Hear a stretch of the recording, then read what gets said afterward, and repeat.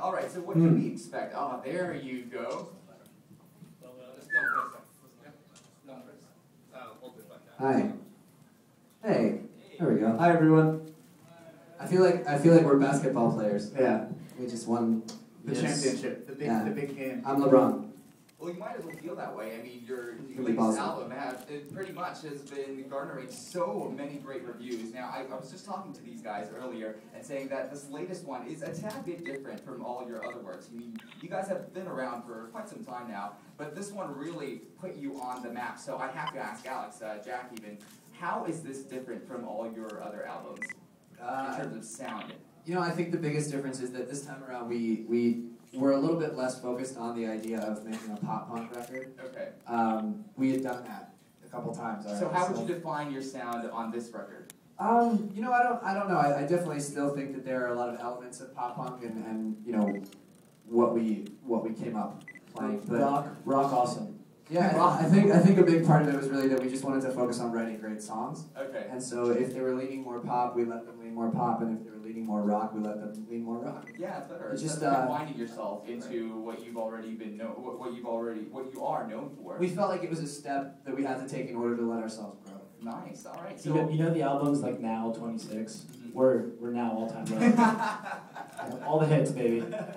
not say that your previous work, I mean, it's not like it's been that long since you've released your previous records as well. By the way, I'm a huge fan of Nothing Personal and So Wrong, right? But this one's actually really good as well. So what can we expect from tonight's concert at Araneta?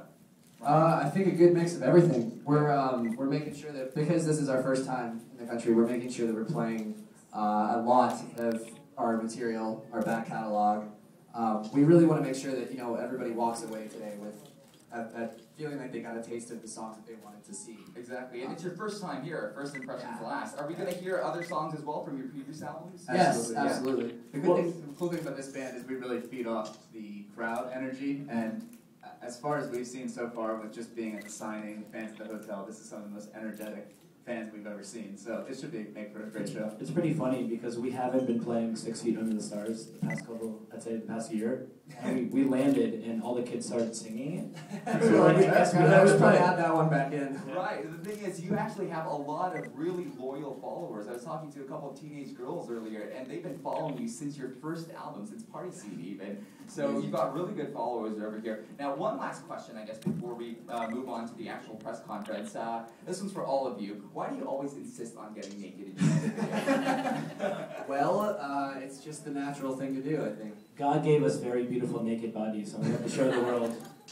It's true. I was hoping to look over here and for all this to be naked. If you got it, you've got it, right? All right. It's just become a bad habit by this point. Well, as long as your fans are still enjoying it, right? As long as you're still keeping fit, so I don't think anyone's going to have anything against that. So if you guys have any questions, then all you got to do is proceed over to the mic stand over there. And while you're setting yourselves up, I would like to call in the MCA Music Executives headed by Ricky Elahad, and of course the Astro Plus and Astrovision head and team, just for the picture taking. Nice. My hands are sweaty, I'm sorry.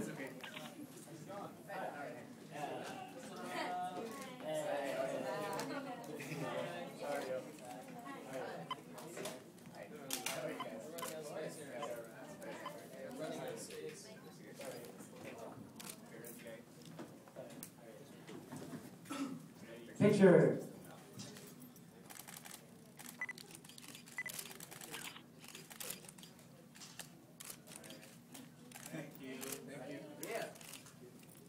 Thank you guys. You managed to keep your clothes on the whole time. Yeah, I Good job, know. boys. You spoke too soon. It was very difficult for us. Oh snap! Okay, guys. So if you have any questions, once again, all you have to do is go over to that mic stand over there and ask these boys anything you want. What else? Can I just ask, have you tried the food over here? Yeah, Not like we have. hotel food, but I mean authentic Filipino food. No, we Well, haven't been able to. The hotel actually serves, I don't know if it is or not, but Filipino food that we all tried. What is it called? Do you still remember? Do you remember what it was? I don't. They had it up for lunch yesterday, and it was some kind of like Peanut sauce. And it was really good. What?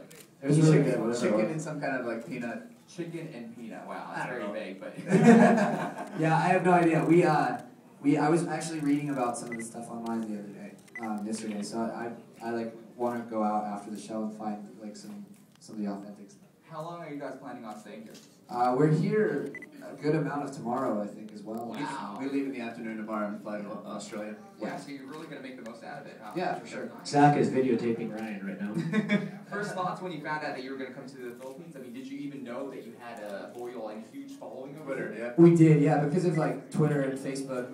Some of our biggest like traffic online seems to come from the Philippines. So you know, when we got the offer to finally come and play here, we knew it was going to be insane. The thing about Filipino fans, I think, and everybody can agree on this, is that we really know how to speak out. When we love a band, we just go for it. So. Yeah. It works though. I mean, we're here. Yeah, exactly. So good job to all you all-time Glow fans out there. And I must say that I am included in that list because I love you guys. And your song is actually constantly on replay, not only on my iPod but on my personal radio show. So Nice, thank you. Good job. Good on you Are guys. you coming tonight to the show? You definitely. I'm All right. singing with you guys on stage actually. All right, perfect. Just don't know it yet. Sure.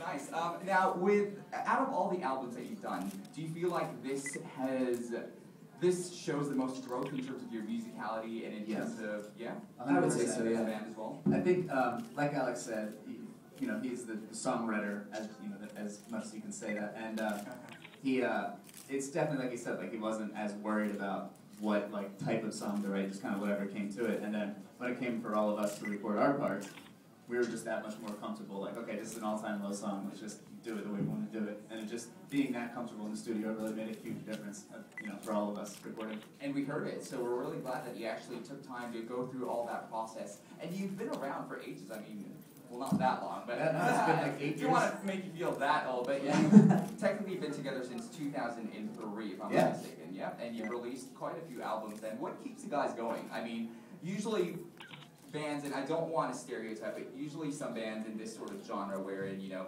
stuck with that pop punk notion with a certain demographic, you're kind of confined there, and after you release 1 or 2 albums, you're like, oh, good, as long as the teenage girls know me, then I'm good at that. I don't need to go on and pursue my music even further. What keeps you guys going? I think one of the biggest things is the bands that we grew up on and the bands that we saw break through into the mainstream, like bands like Green Day, and it was kind of that showed us that there is a mainstream place for this kind of music, and whether it's few and far between as far as how many bands are doing it, as long as we have a shot, we're going to keep fighting for that. Yeah. So it's kind of like a dream for us to sort of bring what we do to a worldwide. Another thing is the live show. I mean, over the years, our live shows, the crowd really has grown significantly. And after seeing that growth, it drives you. There is definitely a wider appreciation for this type of music now, which is absolutely amazing. Now, I'm going to move on over to the people over there. If you have any questions, then by all means, go ahead. Hi, I'm Diane from CandyMark.com. Hey, girl. Hi. So I know you've been only here a short while, but what can you say is your all-time high moment here in Manila? Ooh.